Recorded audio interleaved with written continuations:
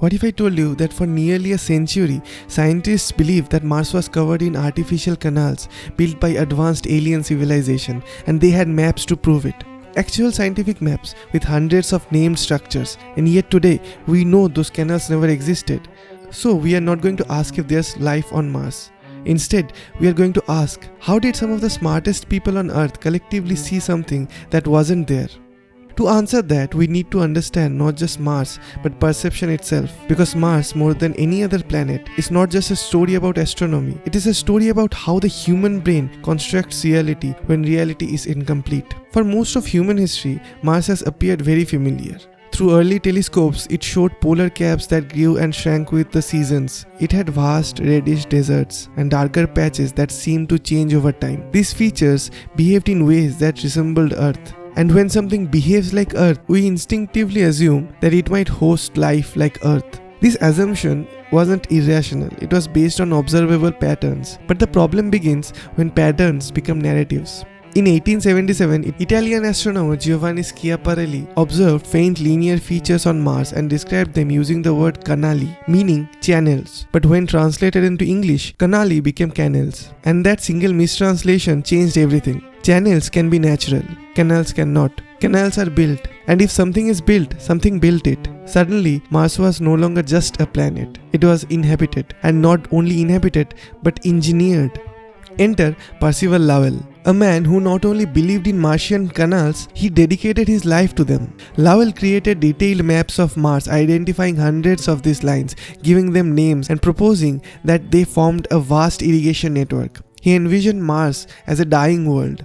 Its water was locked in polar ice caps, and its inhabitants, which he thought were far more advanced than humans, had constructed a global system to transport that water to the equatorial regions. And this wasn't presented as speculation, it was presented as facts. But the interesting thing here is that not everyone saw these canals. Some astronomers using similar or even better equipment reported seeing nothing but irregular patches and blurry features. Eugene Antoniadi, observing Mars under ideal conditions, noted that the supposed straight lines dissolved into scattered dark spots, and when atmospheric turbulence increased, those spots blurred together, creating an illusion of lines. What he really wanted to say is that the canals were purely imaginary. This phenomena is not unique to astronomy. It's a fundamental feature of human perception. When visual information is incomplete, the brain fills in the gaps. It connects the dots, creating continuity. Edward Walter Maunder demonstrated this with a simple experiment. He showed school children a drawing of Mars composed of scattered dots arranged roughly in a line. Those sitting close to the image saw dots. Those further away saw canals. The detail didn't change, but the interpretation did. And that raises a critical question. How much of what we see is actually there,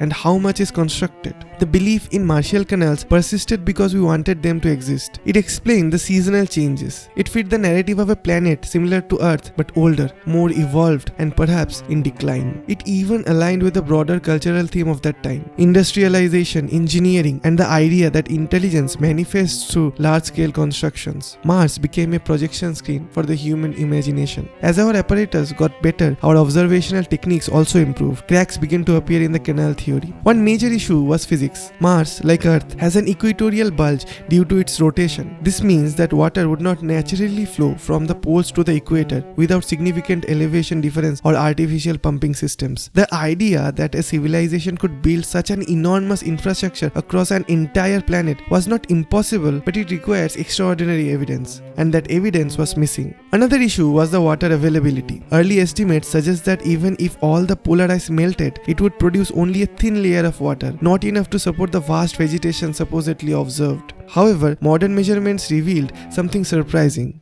Mars actually contains a significant amount of water locked in its polar ice caps. If fully melted, it could cover the planet in a depth of tens of feet. But there is a catch. The temperature conditions of Mars prevent this from happening. The ice doesn't melt in large quantities. It sublimates, turning directly into vapor. The seasonal change in the polar caps are driven not by water, but by carbon dioxide freezing and evaporating. What once looked like a living system was in reality a chemical cycle. Then came another turning point. In 1965, the Mariner 4 spacecraft flew past Mars and sent back the first close-up image of its surface. The canals were gone, completely absent. In their place was a cratered, barren landscape, more similar to Moon than to Earth. The illusion had collapsed. But even then, the story didn't end. In 1976, images from the Viking spacecraft revealed what appeared to be a massive human face on the Martian surface. It had eyes, nose, and a mouth, features unmistakably familiar. The face on Mars became a global sensation, sparking theories about ancient civilization and alien monuments. But later images taken under different lighting conditions showed that the face was nothing more than a mesa, a natural rock formation, casting shadows in a way that mimicked facial features. This is called a pareidolia, the tendency to see meaningful patterns in random data. It's why we see faces on clouds, animals in shadows, and apparently civilization on Mars. This tendency extends beyond visual perception. Throughout history, people have claimed to detect signals from Mars, radio transmissions, flashes of light, geometric patterns. Nikola Tesla reported receiving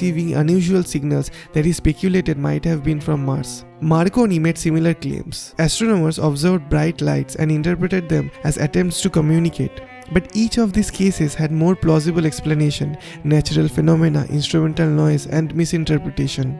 Even the moons of Mars, Phobos and Deimos, became subject to speculation. These tiny, irregular bodies discovered in 1877 are so small that their gravity is barely sufficient to hold a person down.